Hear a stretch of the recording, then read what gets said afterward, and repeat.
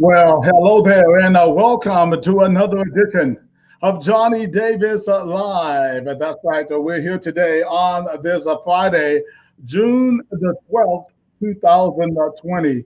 We have an interesting conversation for you today. In fact, we have three big shows again today. We're trying to knock them out of the park right now while we have a little downtime. Actually, we're hoping to get busier here in the coming weeks with our IKF PKD tournaments and PBSC tournaments and all the things that we're going to be doing across the country as each state began to reopen. We always want to thank our sponsors, Blackout Fights at blackoutfights.com and Eastern Offset Printing out of Atlantic Beach, North Carolina, for all they do for us.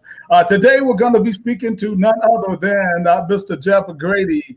He's the trainer out of Charleston Muay Thai in Charleston, South Carolina. We will be talking about his friend Omar Lee. He's out of Florida. He's a well-known Muay Thai kickboxing fighter that's fought pretty much around the world. He was recently in a car accident, and we are doing a little fundraising to help him out with some of the medical costs and things like that he has going on. So, without any further ado, we're going to go ahead and have a chat with Mr. Grady there. Now, listen, now I'm going to tell you in advance, you already know me, and Jeff knows me, that we're going to be talking about a little bit more, right, than just fighting and kickboxing, and maybe even on more. We're going to get into it about some other the subjects that are going on. Ladies and gentlemen, introducing, he's the trainer of Charleston Muay Thai. Let's give it up for Jeff Grady. How What's are you? up, Johnny? Good, good, good. I like to always announce fighters with that voice. Appreciate it. Take me back to the old days. Yeah. Make you kind of get into it and everything. We want to always, again, welcome anyone who would like to come on and put any comments, any post or anything, or comments, or you have any questions or anything like that for Jeff.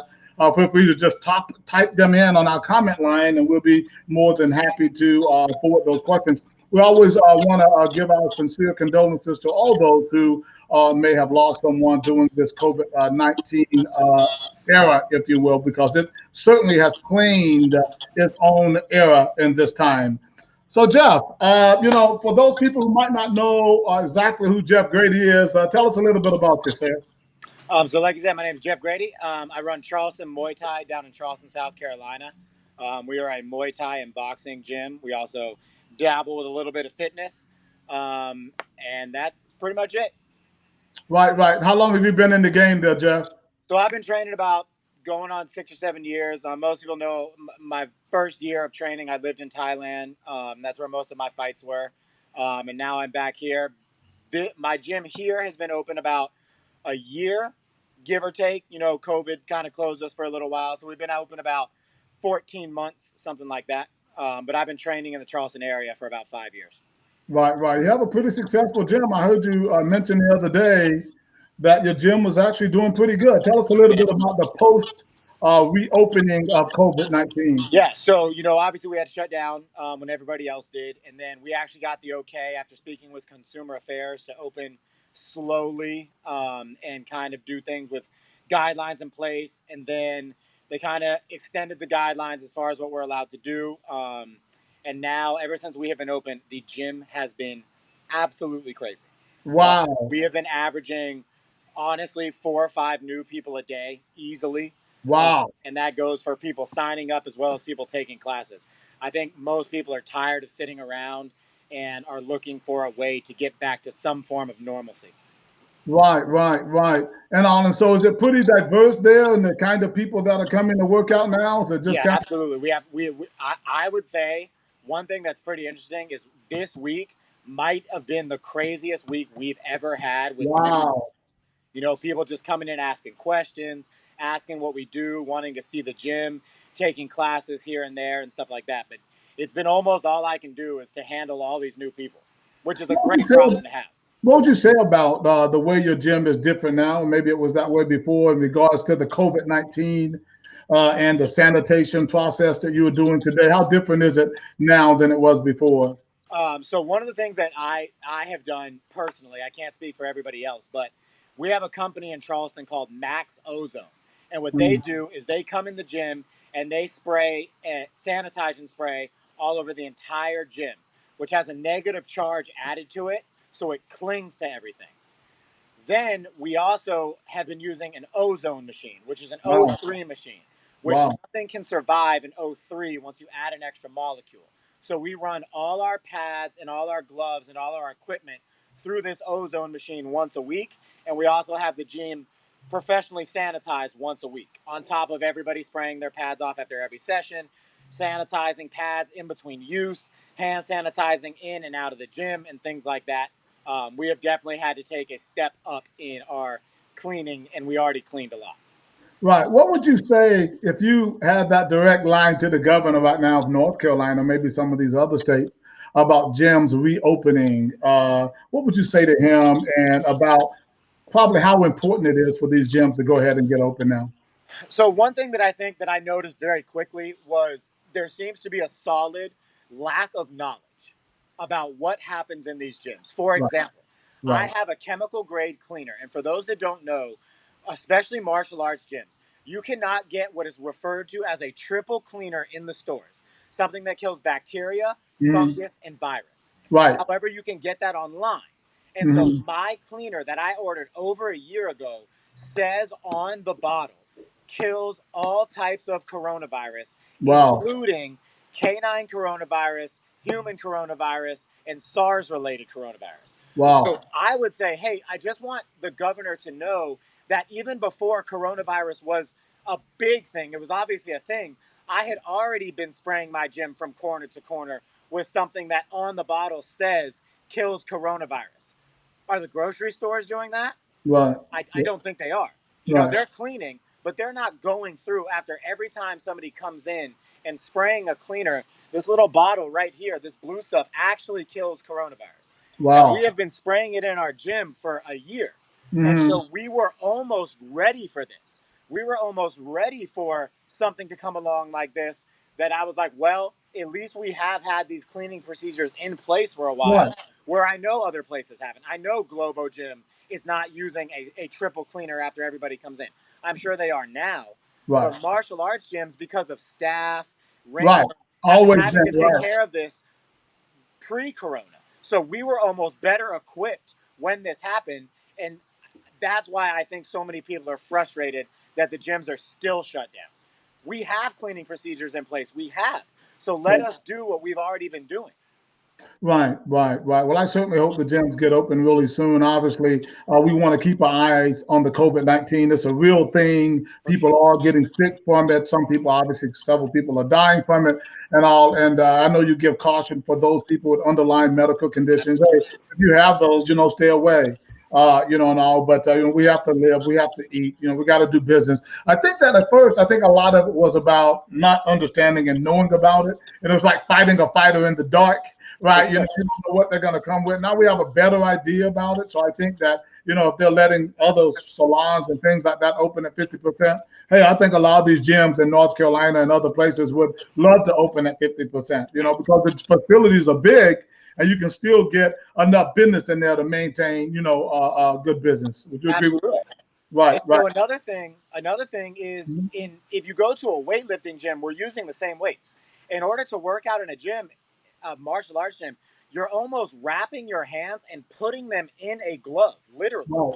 Sure. So as long as you are clean and you're keeping your equipment clean, you're not spreading your germs all over the gym. Your germs Right. are stuck inside your glove box. Right. And Right. so I just, like I said, I think it's a little bit of fear and a little bit of lack of knowledge combined. Well, yeah, it's And definitely they it's a just do lot nothing. of fear. It's a lot of fear and a lot of Right, lack of right, knowledge and understanding about the gym industry, right. and obviously, trying to look out for millions and millions of people. I can understand that's a big responsibility. I want to just move forward for a moment here, and we're going to take take our time with this. We have a lot of things to talk about, but you have a friend there in Omar Lee. There, we have him on the screen right now. Someone you've been knowing for a while. Tell us, first of all, a little bit about what happened to him recently, and then we'll go into a little bit more about your relationship. Okay, so to my knowledge, Omar was on the way to the gym. It was a Sunday morning down in Florida. Now, for those, most people watching this are probably from the South, but I know you have a wide base everywhere. So When it rains in Florida and South Carolina, it rains. Yes. It's tropical raining. You know, they're not tropical storms, but these storms rolling off the coast, and it's chaos for a couple minutes. And I think what happened is a big storm rolled through as he was on his way to the gym. The rain was blinding. He lost control of his car on the wet roads, slipped out, and ended up hitting a pole. Whoa. Now, for those who have seen pictures of the car, Omar is very lucky. You know, to the injuries that he has sustained are life changing, but he is still here with us. I've spoken to Omar, um, and you know, it could have been much worse. And no one wants to hear that when you're laid up in a hospital. You don't want to hear about how much worse it could have been, but that's just the flat out honest truth. Is Right. it could have been so much worse. Omar is Right. still here. Right. He's a strong. I'll get into this later. He is a very strong minded individual, and I already have no doubts that he is going to come out of this okay. Right, right. Well, I mean, looking at that car, we have it on the screen right there. I mean, looked like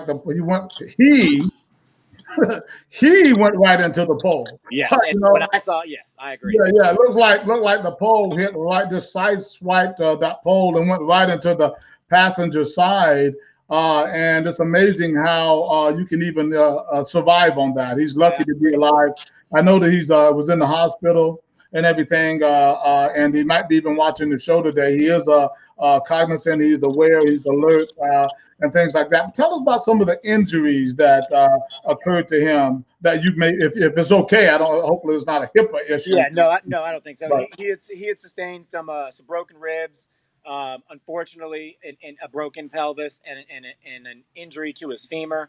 Um, I'm sure he'll tell everybody the exact injuries, but they were injuries that are going to take some time. You know, it's not like something he's just going to hop out of the bed and throw his arm in a sling and be back to training. He's going to have to take his time, which I know he will. I'm sure he's not excited about that, but they are injuries that you're going to be able to come back from with due time, right. such as any major injury. You know, I'm not a doctor. I don't know what his recovery is going to be like, but as I stated earlier, he is a very strong-minded individual. So you would think his medical bills are going to be up there. They're going Yes. to be up there, and so we're trying to maybe have reach out to. We have already. I know that you put the post out. I've shared it with the community as well, and I know Omar. I met Omar at least once or twice at the World Classic, and I think I met him. He fought in an event that I was working with over in Georgia. He's very strong. I said, very good fighter and everything, no doubt about that and everything. So we just want to try to what we can do to probably reach out and maybe help him a little bit through the GoFundMe. Tell us a little bit about that process that's going on with that GoFundMe campaign. Yeah, absolutely. So another thing is that Omar works at Jacksonville Muay Thai in Jacksonville, and he Hmm. teaches classes to make money. So Right. therefore, if you can't do Muay Thai, you can't really teach classes. And Hmm. so I'm sure he'll be. Omar's the type of guy that probably 2 or 3 days after being in the hospital, he's going to want to go by the gym. He's one of those types. But Right. I think he knows that it's going to be a lot of pointing and telling people what to do for a little while. And so I know he's down on his luck. I know that his way of enjoying himself as well as his way of making an income have both been taken from him. And Wow. so that's another reason that whether he will ask for it or not, I am saying he's going to need a little bit of help. And Right. luckily, the Muay Thai community in the Southeast is very strong. And people, even myself, just being his friend, I have had people reach out to me about how they can help. And I'm directing them to Alfie, who is Omar's girlfriend, and she can answer all questions. She's with him pretty much all the time, and she can kind of help everybody with exactly what they're going to need. Right, right, right. Well, like I said, there's a lot of medical expenses, no doubt about that, and all. And you can have insurance, but most of the if you have a major injury like that, most of the time those bills go much beyond that, and you have a different type of lifestyle Right, that you have to buy certain kinds of food sometimes and certain other supplies and things that perhaps the insurance does not cover. right. Right. So there's another reason. So if those of you out there, if you can donate, please do. You can go to GoFundMe and type in, I guess, Omar Lee. Yep. right? And you'll be able to find out a little bit more to kind of help him out with some of the medical expenses and things like that that are certainly going to be a little bit overwhelming as they would be for most people. You and I the other day, you and I mentioned. Let me just say a speedy recovery to you, Omar, and hopefully we'll see you back in the fight sport real soon. You and I, we always talk about different things there, Jeff. We talked about the other day some current events, some Yep. things going on. So I thought that we would take a moment to chat a little bit about Absolutely. the current events and things that are going on. I know you're intellectual, you like to dive into things a little bit. We chatted a bit about them on the phone. I think there's so much, it's almost where to start. But one of the things you did mention to me is that you said, hey, I said, well, I want to talk about things right now because as I get busier again, I won't have as much time. And you said, yeah, I know that, some of your stuff has gotten a little political.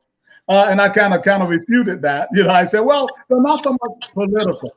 I think that more social, when some of the things that are going on. And a lot of it is because of the extra time, because I think there's a lot that has to do with me as an African American man, and in this case. And then I like social justice for everybody. And Absolutely. also that's kind of what it's about. And I've always said my show we talk about any and everything, right?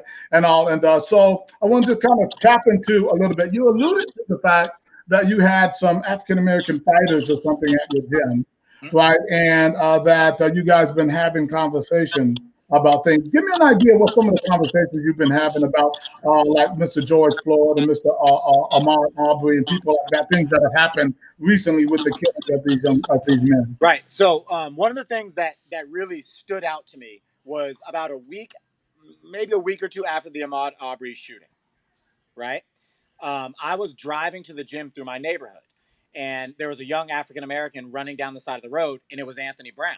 Mm, And I was like, wait a second. So I of course pulled over. He jumped in my car, and we drove to the gym. mm, It never even crossed my mind that Ahmaud Arbery was shot through running through a neighborhood. What, the state over from mine? mm, And I have Anthony Brown running to the gym every day. right. It, it it should not be an issue for Anthony Brown to run to the gym through anybody's neighborhood. You can run through the whitest neighborhood on the planet for all I Mm, care. There should be mm, no issues with that. right. And it's very easy to see these shootings and say, "Oh well, that doesn't affect me." That's horrible. No one I've heard, no one I've really talked to defends the people that shot Ahmaud Arbery. Right. However, they don't think it'll ever affect them. Right. That could have been Anthony Brown. That Right. that could have been somebody who I consider my protege. And so if that doesn't make you think that these problems are running all over the country, you're just ignorant to the fact. Right, You right. Well, know? the fact that, I mean, I would like to be fair and open disclosure. He did stop by this property and walked in and looked around like a lot of us do. I've done that so many times. Exactly. It's not even funny. 100. It's just crazy. Yeah. And when things like this happen, people are going to just like the George Floyd thing. On both sides, they're going to try to rationalize it, and sometimes you just can't. When bad people are going to do bad things, and there's no rationalizing it. That's Right. just it. Sometimes you just have to say, you know what these guys did was horrible, and we have a problem in this country. And instead of rationalizing what these guys did, let's go the other way. And how can we make this never happen again? Instead Right. of saying, well, if this had happened, it happened.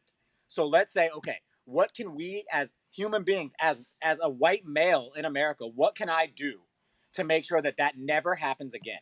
And a lot of people just don't take that approach. They take the approach that it's horrible, it stinks, I'm so sorry for his family.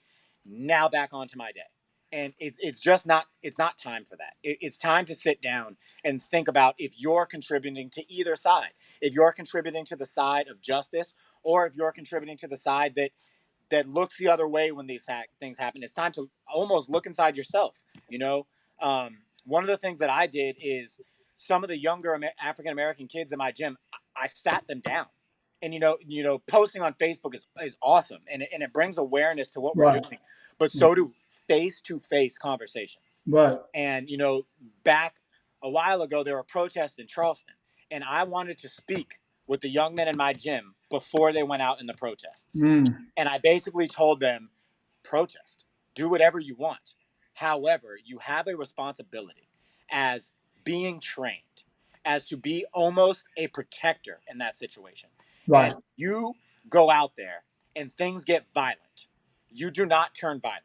Right. You turn into somebody who says, okay, how can I, in this situation, protect the other people who are Right. not here to be violent? Right. And I Right. told them, if I was you, I would go out and protest. However, I would know in my head going out there where I'm going to draw the line, because it's very easy to get caught up. You're out there Right. with your friends and they're doing things that you don't approve of, but you don't want to say anything to them. Right. And the conversations couldn't have gone better. That Right. they weren't.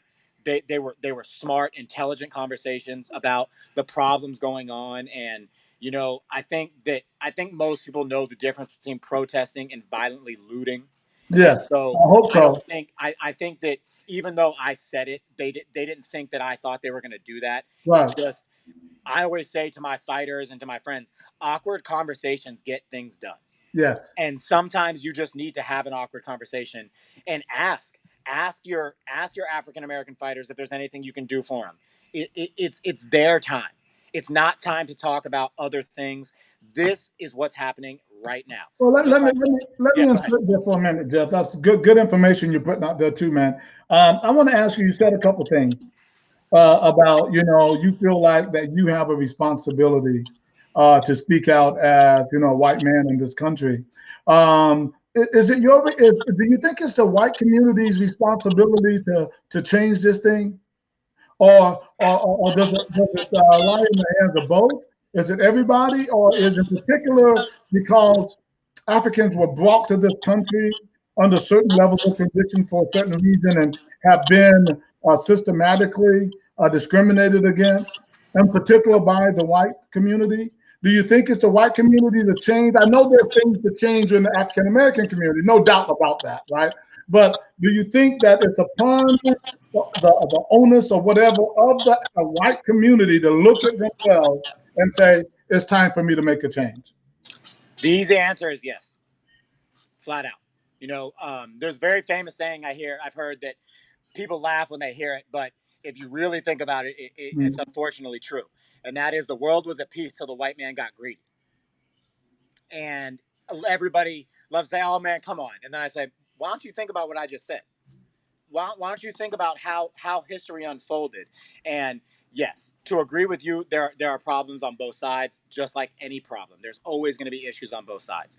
Right, However, I'm an interesting. I think I have an interesting outlook on it. My mother ran an adult hip hop station growing up, so I was right, raised in the black community. In okay, fact, we have a used to have a concert in Charleston called the Stone Sold Picnic, and it basically was a picnic that they went out and they gave free tickets to just to flat out African Americans in Charleston. They just wanted right, to bring everybody together. right, And I went to the concert, and I was one of the only white people there. No shame. Had a blast. Went to school the next day and told everybody about it, and all my friends were like, "What? What's wrong with you, man? You aren't scared?"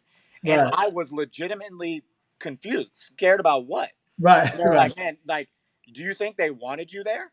And again, I was kind of like, I'm not trying to be rude. I really don't know what you mean. And right. that is when I really saw the disconnect, because I'd be Mm. lying if I said things are not different in the South. Right, Born oh in yeah, the South, I'm from New York, but I was raised in the South. And as much as I love the South, come on, this is where there's I'm strong from the racial South, issues. but lucky for me, I lived 23 years in California. Right. And that really told me, wow, there Exactly. is a difference. I mean, in those, 100%. but it's totally different and everything. I think that's really noble.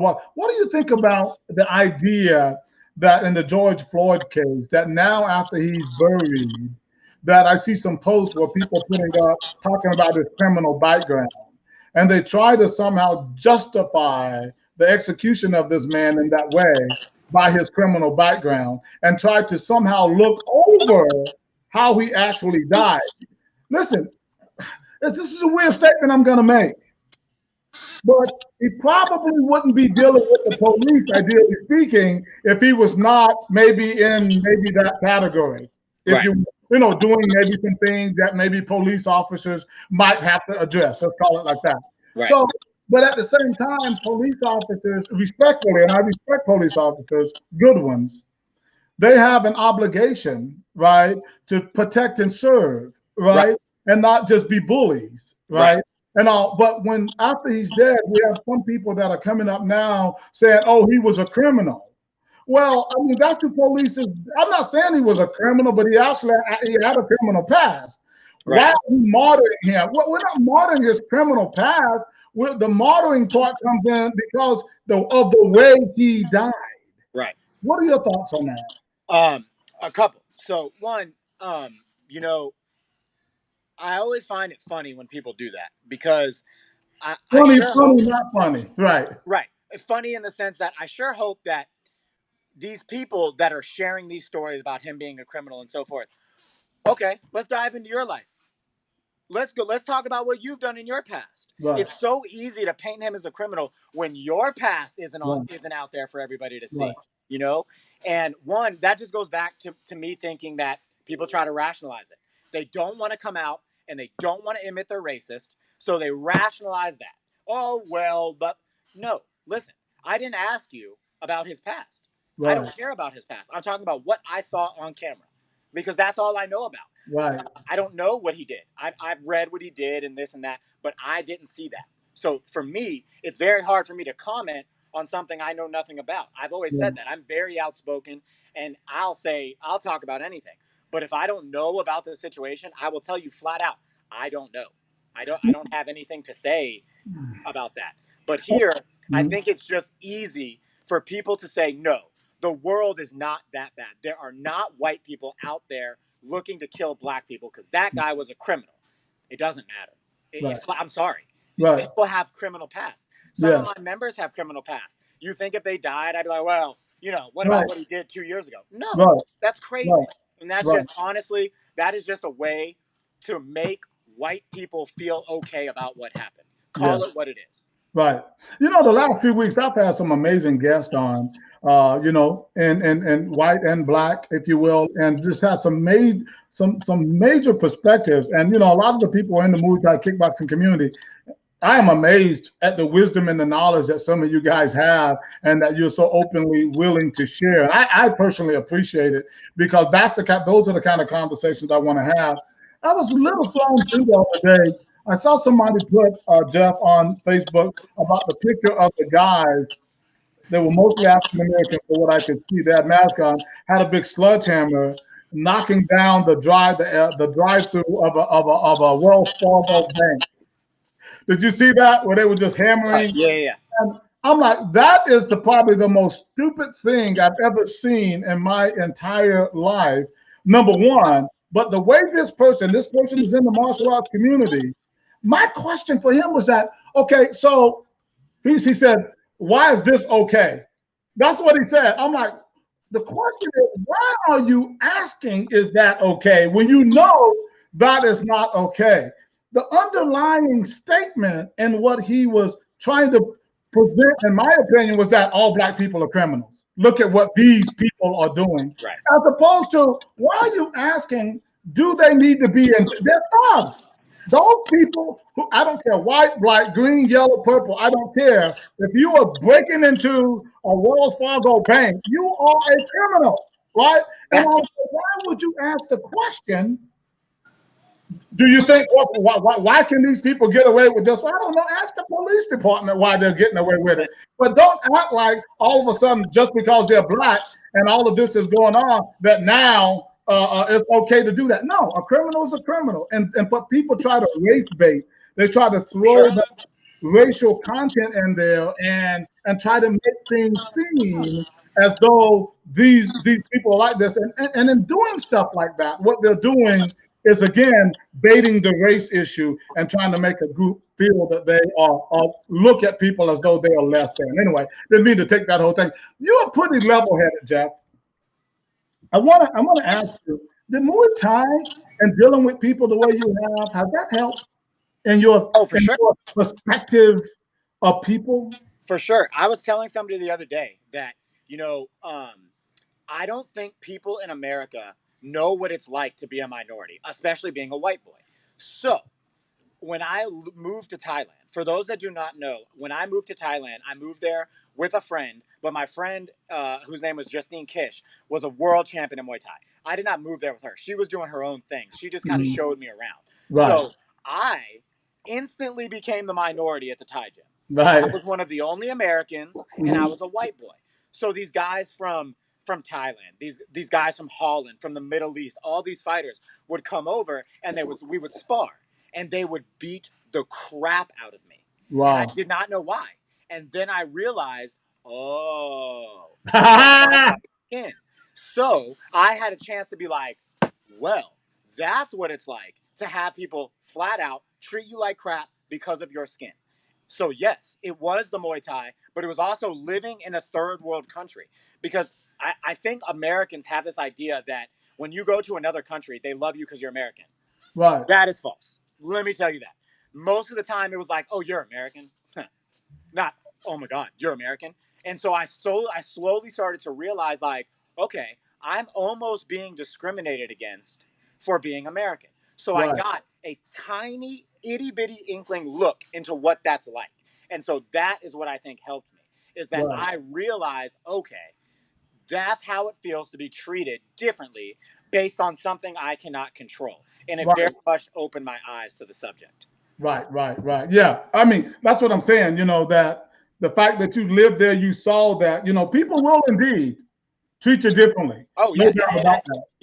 I lived there for a year. I cannot imagine in my hometown for my entire life that Right, happens. So don't sit here and allow me to say that I know what it's like.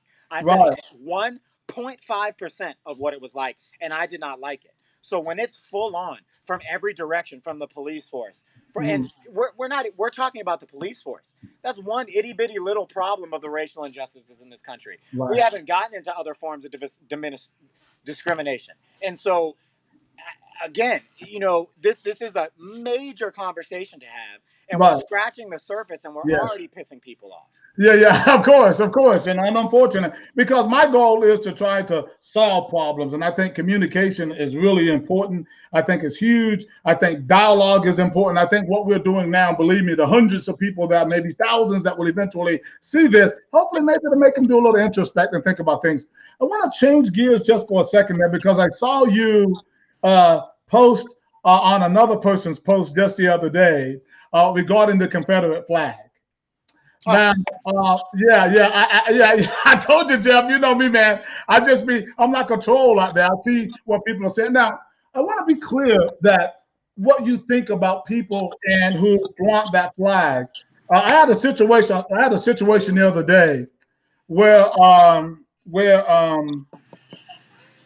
had a person who is, I guess they're a fan of what we do in the Muay Thai and kickboxing community, and they are coming. They participate in our tournaments. I'll just leave it there without going too specific. But when they shared the post, they had it under the rebel flag and all of that. And and I was like, ooh, can't do that, right? And people maybe say, oh, well, it's our history, it's our culture. We are proud of that history. And I don't know quite what they're saying when they say we're proud of that history and we want to celebrate that culture. My thing is that obviously there's a lot of negative things about the Confederate flag and the purpose in which they were fighting for, trying to keep slavery. right. And so there's a lot of negative when it comes to, in particular, African American people when they see that. But I have my thoughts. Let me hear. What do you think about people flaunting the flag? And thanks. What was that? Brandon Waters. Thank you, Brandon Waters, for that defense as well. No Yeah, doubt. shout out to Brandon Waters. He's standing right on the side that he should be. So I'm glad you brought this up. One, the when people say it's my history, okay, it's very easy to say that February, I believe, is Black History Month. Black Mm, history is American history. yeah. I you We really don't we even need. We really don't need no a month. no, it's not. I understand why they do a month to bring awareness, Yes. but Black history is American history. So when Yes. you say the Confederate flag is my history, it's also Black history. Right. And so it has a horrible meaning to half the country. Right. Also, well, I see a lot of people say, "Oh, well, you lost the war. Why do you want to keep the flag?" Okay, I see that. I do agree with that. But one thing that I think is awesome is when people get upset, like that NASCAR driver who got upset that the flag was taken away. You got a flag taken away. You didn't get your rights taken away. You didn't get your family taken away. You didn't get your father, your kids taken away, nothing like that. You Right. got a flag, a piece Right. of cloth that you're no longer allowed to fly, and you want to get upset. So now, yeah, again, here's a point one look into what other people in this country go through every single day. It sucks when people take things from you that you don't think they should. Right. Welcome to the argument. You should almost say, oh, yeah, so if you have a problem with the Confederate flag being taken away, then you clearly have a problem with African Americans getting their rights taken away. So welcome to the party. I don't understand how people can say, ugh, you took my flag away, now I'm mad. Right. Okay, that's one little itty bitty inconvenience in your life, and you got upset. So it's almost like the all lives matter thing. Right. When people say all lives matter, so black lives. When people say black lives matter and someone responds all lives, okay, so you agree. You agree with me that Black Lives Matter because you just said all lives matter. All lives incorporate Black lives. So Yes. I don't understand why these people get in their ways of no, it's got to be no. And, You're and, and, all and saying the right. same thing. Right. And but the purpose in this case is that if people were had enslaved you and still discriminating against you, killing you illegally or almost legally, and lynched you and all those other things, you have to get up on a mountaintop and say, hey, just For because sure. I happen to be black and you are killing me this way, that Right. we matter too. That's what's really being Right. said. Black lives matter too. And maybe they could have put the two in there, and maybe that would have changed the whole narrative. Maybe those people who say all lives matter would have said, okay, that means us too then. But Right. I mean, there's a thing in this that you can fix relatively easy, but saying Black Lives Matter was only trying to target in on the discrimination. It's kind of like the fireman doesn't try to put out the fire on a house that is not on fire. What I mean? There's no need, right? There's no need to go there. So someone made that comment the other week, and that really, really made a lot of sense. What would be your overall thought, Jeff, and how we can help kind of fix this social problem? Do you think we're doing it here? What do you think we need to do more? Um, if I had my opinion, I would say talk. Because if you don't think that, if you don't feel there's racial injustice in this country, sit back and look at the people you hang out with. Mm, They're probably all the same color skin. And with all due respect, I wouldn't expect you to know. How would you know? right. It almost goes back to like what we said about COVID, lack of knowledge. There's a lack of knowledge in this country about how people are treated. Just like when George Floyd was killed and everybody is up in arms. Awesome. But is this news to y'all? Did Right. y'all not know this was happening all the time? No. I'm Right. glad that you're now in the party and you're now here realizing what's going on, but this is not new. So Right. if this is not new and it's new to you, maybe you should sit down and do some research. I have a young African American, Isaiah Pinson, who graduated from the Citadel with a criminal justice degree.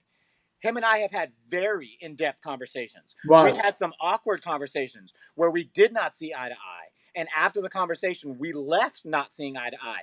And that's Right. perfectly fine. Right. That's Right. okay. But if you don't know, ask. Mm, Ask your friends how they're doing. It takes nothing. A young man came into my gym the other day from another area and just wanted to work out. And he came in, mm, and as he was signing the waiver, and I know him through the community, right. a young African American guy, came back and was like, "Hey man, can I pay you for your mat fee?" And I was like, "Don't worry about it, man. It's the least I Right. can do." And the look on his face was just like, "Hey man, thanks." Like, of course you didn't have to do that, and of course he was going to give me my $10, and that's nothing. But to him, that was something. And Right. maybe there are things that if you step back and you can say, my life's never been in danger. I've been pulled over numerous times, Right. and I know I'm not going to get shot. There's no doubt in my mind. Oh, wow. There's Wow. no if I was there, and it's very easy to say this after. If I was in front of what happened with George Floyd, I have spoken with other people who say I firmly believe I could have gotten George I could have gotten that knee off of George Floyd's neck. And one of the main reasons I can say that, y'all are not going to shoot me. That's it. Wow. You're not going to shoot me. I know this. You know this. We all know this. That's So crazy. that's how you can use your white privilege. Use your white privilege to say, you know what? Let me ask my African American friends what I can do, how I can help. Because if you don't know, I'm sure they do. Right. Well, as we mentioned the other day, we had the people that were standing there, but they were African American. They were saying, hey, you know what? You're killing them, you're hurting them. If they didn't interjected, they would have gotten shot or beaten or whatever. 100%. 100%. I talked with a fighter from Canada who doesn't really know too much about our racial past. He obviously knows some, but why would he know in Canada exactly what happened in the South? And he said, he was like, why did nobody do anything?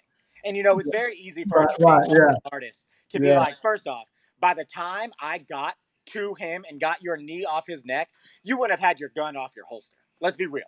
Yeah. It would have taken 3 seconds to walk over there and get that knee off that neck. But even with your gun on your hand, you're not going to shoot me. My life is not in danger. And that is why the argument for Black Lives Matter is there. I know this. I know that I have privilege. Whether you want to, if you don't want to call it white privilege, because you don't want to use that white word, call it privilege. You're privileged. And so use your privilege for good. Ask questions that maybe other people can't ask. Like me being on here. The reason I wanted to come on your podcast was because, yeah, you can be humble and you can say, oh, nobody wants to hear what I have to say. It's not the time for that. It's not the time to be humble and say that. It's the time to say, you know what? I know I have a platform. Just like Brandon Waters. People care what we say. Sorry. If you don't care what I say, maybe not you. But I know people care what I say. I know I have a platform. And I know it's time to speak up. Wow. That's some strong stuff, Jeff. And again, we have people like you out there in the Muay Thai kickboxing community. And again, why I try to open my show up to different subjects, because I know that, we're not just sitting back and just not feeling anything and just being numb, that we have thoughts and we have ideas and stuff like that. I think you've been absolutely fantastic today. And I just wanted to have a couple more shows, obviously, coming up today and all that. But we've had a great conversation, man. I mean, you laid it down, Mr. Jeff Grady. Hey, Thank you for having me on, John. South Carolina, Charleston Muay Thai. Hey, we'll talk about the tournaments and things that are coming up real soon, or maybe on the next go round. Okay, brother? Yes, sir. Thank you for having me and let me speak my mind. Again, reach out to me about anything involving Omar. I saw some people commenting on it. I'm sure they've talked about it. I would love to help in any way I can. And anytime you like to talk, Johnny, I love talking to you. All right, same to you, Jeff. Jeff Grady, Charleston Muay Thai. Thank you so much, sir. How's it going, Johnny? Thank you See again. ya. Yes, sir. All right, ladies and gentlemen, there you saw it for yourself, Mr. Jeff Grady there, speaking very strong about some of the things that are going on, but he's also remembering and trying to help his friend, Mr. Omar Lee, who was recently in a car accident. Hope you guys will certainly reach out and go to the GoFundMe page there for Mr. Lee and give him a hand if you can. Mr. Jeff Grady, Charleston Muay Thai, thanks so much for being on today. We're coming up in just a few minutes with a couple of fathers. We're going to have a serious conversation about fathers and how they're seen in this society today, and also some real talk about some things that are going on in the mind of fathers and different situations. We're going to have a great time. As always, guys, I want to thank you for watching Johnny Davis Live. Thanks to our sponsors of Blackout Fights at blackoutfights.com and Eastern Offset Printing. We have some new sponsors coming on board here real soon as well. Looking forward to talking about them. Ladies and gentlemen, be sure to always respect each other, wash those hands, social distance, wear a mask. Fort March. This is Johnny Davis Live, and I'm checking out. Talk to you soon. Bye-bye.